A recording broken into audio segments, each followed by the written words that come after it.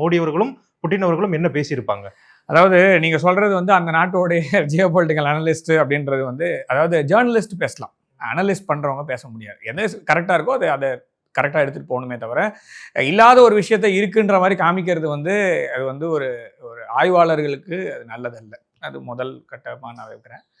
அதே மாதிரி 2 பேரும் நண்பர்கள், அதாவது நாடுகளை தாண்டி ஒரு நட்பு வந்து அவங்க 2 பேருக்குள்ள இருக்கு அப்படிங்கிறத 2 பேருமே பல பிளாட்ஃபார்ம்ல சொல்லியிருக்காங்க. நீண்ட நாட்கள் கழித்து 2 பேரும் பேசியிருக்காங்க. முக்கியமா புட்டின் அவர்கள் வந்து ட்ரம்ப் அவர்களை சென்று சந்தித்த பிறகு நடக்கக்கூடிய முதல் சந்திப்பு அப்படின்னும் போது சில விஷயங்களை வந்து ஃபோனில் பேச முடியும், சிலது ஃபோனில் பேச முடியாது. நம்மளே பேசும்போது என்ன ஃபோனில் பேச முடியாது, நேரில் வாங்க பேசலாம்னு சொல்கிறோம் இல்லையா?